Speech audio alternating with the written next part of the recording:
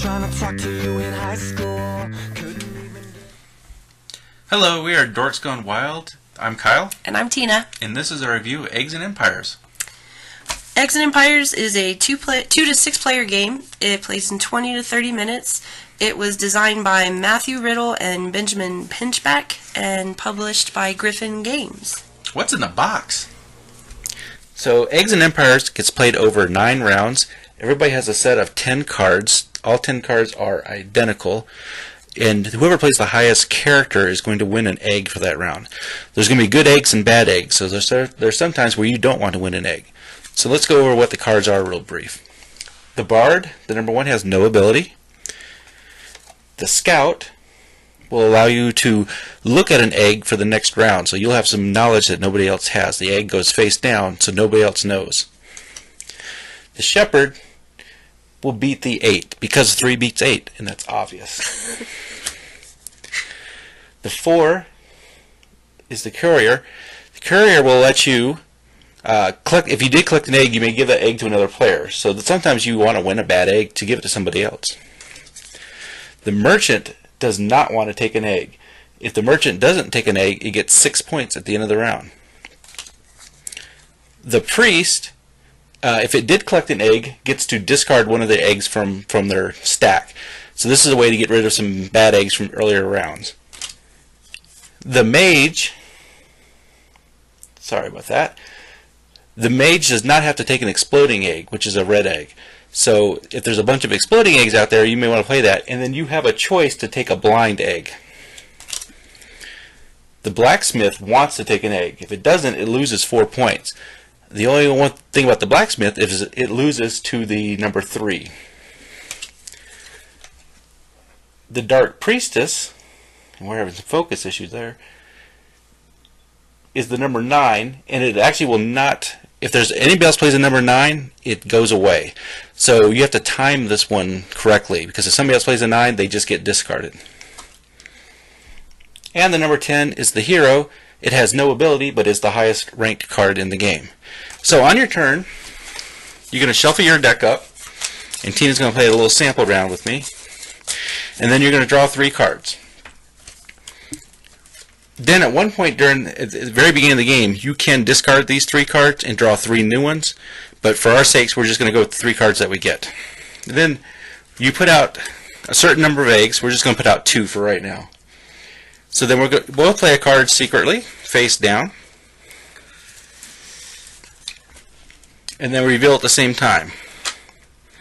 Tina played an 8, so she will get to pick first. Oh, gee, I wonder what I'm going to pick.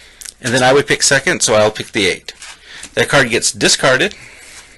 Then you draw a new card, and 2 new cards will come out. So now we have some bad eggs. These are the negative eggs. These are ones you don't want.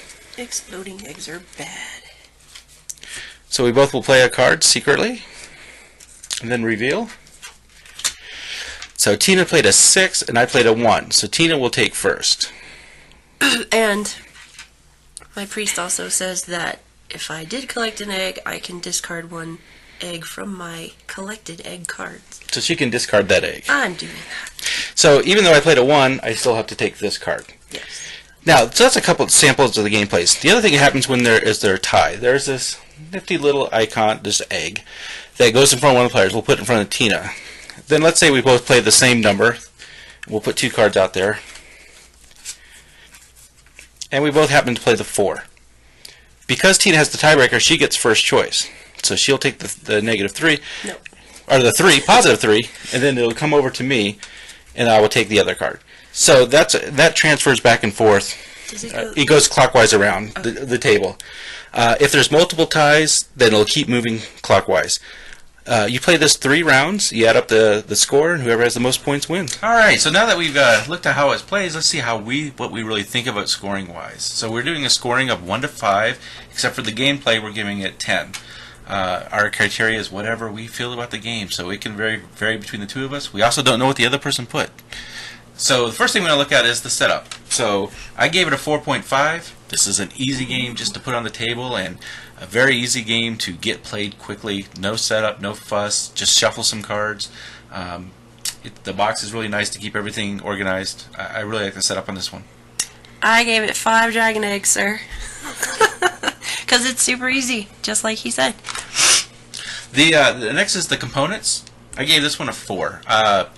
They're nice cardstock. The little token is nice that you move around. No problem. The art is nice. It's a little subdued to me at points on the card, but they don't take away from it. I like that there's not a lot of text to read, that it's very simple to read. You don't have to sit there and study your cards like some other games. So I really like how simple they made the cards even. I gave the art, oh my god, seriously, I gave it 5 dragon eggs, dude. How can you say it's subdued? That art is phenomenal. Phenomenal. And the components are nice. Yeah, it's nice cardstock. The cards feel thick. Don't feel like you need to sleeve them or anything like that. But yeah, the art is some of the best art I've seen. It's really nice. The rulebook, I gave it a 4. So when we're talking about rules, I learned the games, Tina. I teach Tina the game. So I'm kind of looking at how easy it is for me to teach the game. So when I look at a rulebook, that's kind of what I'm basing it on. I gave it a 4. It was a couple times where I was a little confused what was going on. I had to go back and reread some things. But overall, a 4 is it's above average. It's a good short rulebook, pretty easy to understand. And I gave it 5 dragon eggs because you're a really good teacher for me because you know my learning style. So there probably were a few times when I was like, what? But I do that on every game. So 5 dragon eggs seemed fair. Yeah, and it's one of those games too because we played similar games like Libertalia, Citadels. Some of the mechanics of it feels the same playing the card at the same time. So that kind of helps with the ease of learning it. True. So mechanics, the gameplay. So this is where we're taking the crux of the game. I gave it an 8. It's a really solid game. Probably the only reason I didn't give it something higher is because it's not a complex game, which it's not trying to be. But I don't want, it's hard to rate these games when you're comparing it to other games. Mechanically, there's nothing wrong with this game. There's nothing broken. There's nothing that I feel like takes away from the game. So you gave it an 8. Really, really like the gameplay. It flows really nice. It plays quick. Not a lot of discussion going on how certain rules work. Once we get it up and going, there's not a lot of questions like, what does this mean? What does this do? So I really like the gameplay. It's really smooth. I gave it 10 dragon eggs. It's just like what you said. I mean, there's nothing wrong with it. It's very easy to play. It's very easy to learn. And yeah, I mean, if this had been my very first ever game like this, Roll selection. Yeah, it may have been a little different, but because we have played so many of the different ones, the mechanic was already there, so 10. So, does it play 2? That's the last thing we rate on. So we just played it 2. We did. had not played it yet. So I gave it a 2 out of 5. So you take 2 deck of cards and you mash them together, and you play 2 cards a turn, and you can't play the same card from the same deck, so you can't play like 2 10s. So it felt mashed together. It's not clean. I don't think it's ever meant to be 2-player. I think they put it in there just to get that ability to have it, but you don't need it. I wouldn't play it 2. It doesn't make sense to play it 2. Yeah, I gave it 1.5 dragon eggs because, yeah, it didn't make sense to have to use two decks of cards and one not be a dummy player, I guess. I don't know. It just didn't make sense to me, and I don't think I would go out of my way to play it as a 2-player game. But I do love this game, and I would play it 3 or more. So overall, I gave it 22.5 scouts out of 30. That was so I get to look at the next game before Tina does, which is pretty cool. But what? Because I get to scout ahead. Oh my god! So that's my rating on it. So what was your final? 26.5 dragon eggs, which you already know because I said dragon eggs a lot. Yes, you did. I did because I like dragons, so that was cool. Good job, dudes. Very, very good game. Highly recommend it. Pick it up. Great gateway game. Great gateway game. Great filler game. Doesn't take up a lot of room as well.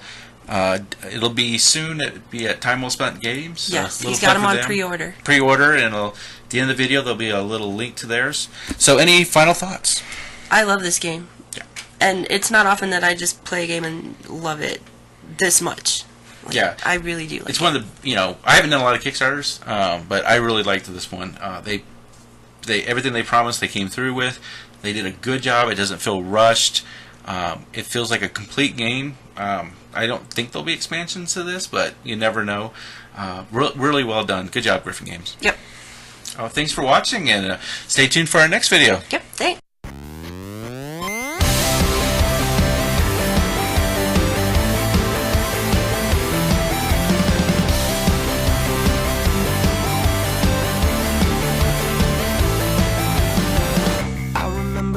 talk to you in high school. Couldn't